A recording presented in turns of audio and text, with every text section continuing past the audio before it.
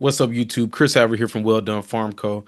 As you guys know, I've been looking for land, been trying to find a place to, put down some roots and start farming. And everybody's telling me go through the USDA to get grants. Everybody tells me go through the USDA for loans. And of course, there are other programs and stuff that they tell me about. But what they don't tell you is how many strings actually come with that money. If you are a person like me, and you don't want any kind of oversight on your farm. You don't want anybody telling you what to do or having to get a loan and incur debt, as I've talked about on my channel multiple times. I'm going to break down the grants and how they actually work, as well as kind of the reason why crowdfunding is going to be your best source to get the funding that you need to start your farm with no strings attached. If you are trying to start a farm, a homestead, or anything of that nature without the oversight of the government or without any kind of loans or debt, hit that like and subscribe because this might save you years of frustration and searching. So for those of y'all that are new, for context, right? Like I am trying to find some land near or around San Antonio right now. I currently live on the other side of the country, but ultimately I just want to be able to grow clean food, know where my food is coming from, be able to have full control over what me and my family eat, as well as potentially start a business that gets me out of the corporate rat race. But what I don't want is debt or anybody to tell me how to run my farm. So let's start with one of the most famous ones, the USDA microloan program. To keep it simple, it's not a grant. It's a loan. It's right there in the name. And with a loan, you have to pay that money back. And granted, you can get up to $50,000, but now you're immediately $50,000 in debt. The key problem with that is you owe that money back, meaning it's a loan, it's debt, it's something that's over you. And the USDA is going to have you in its records and they're going to have financial oversight over your farm. This also means before you even begin to think about turning a profit, your costs are going to increase to pay back that money. Even if the interest rate is lower than the bank, it's still debt, and debt gives leverage. If you don't want loans, this option is out immediately. Next is the EQIP, the Environmental Quality Incentives Program. This one sounds great until you read the fine print. This is not free money. This is a contract between you and the government. It requires a federally approved conservation plan, approved designs, approved layouts, inspections, and maintenance requirements for years. If NRCS pays for anything on your farm, it has to be built to their specs, not yours. Essentially, you're not even owning your land and making your own plans anymore.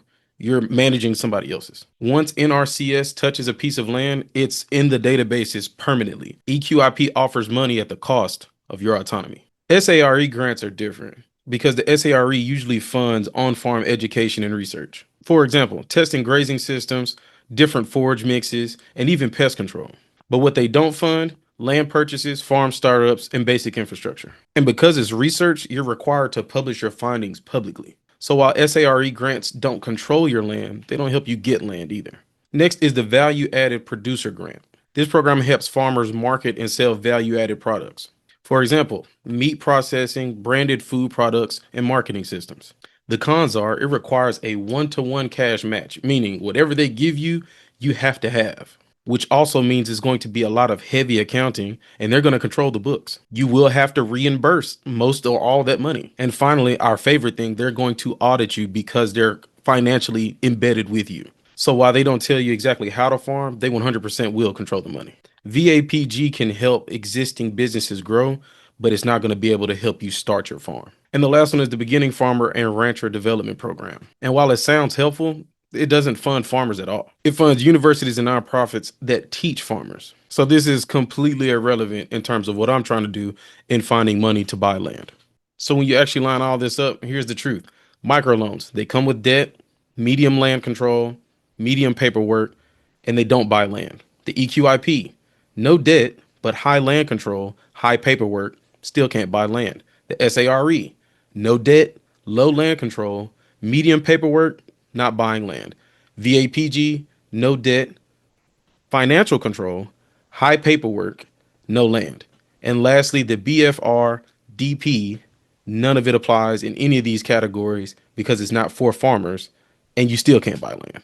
None of them buy land and most of them come with restrictions. So here's the uncomfortable truth that I alluded to at the beginning of the video. If you want land ownership without debt, paperwork, inspections, or the government telling you how to do what you need to do, there's only one source that does that: crowdfunding.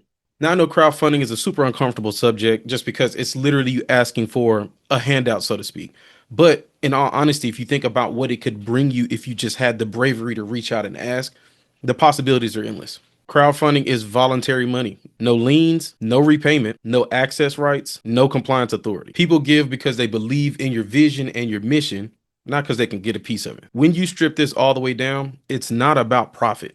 It's about stewardship. It's about preserving the land. It's about controlling everything that you eat. It's about controlling what you own and not have to worry about the government oversight and all of its bureaucracy coming down on you and telling you what you should and should not do. Crowdfunding isn't fast, it isn't easy, and sometimes it can be uncomfortable, but at least it's clean. And when you're talking about land, clean money is everything. If you're trying to farm without debt and oversight, you're not crazy, but the system doesn't work for you.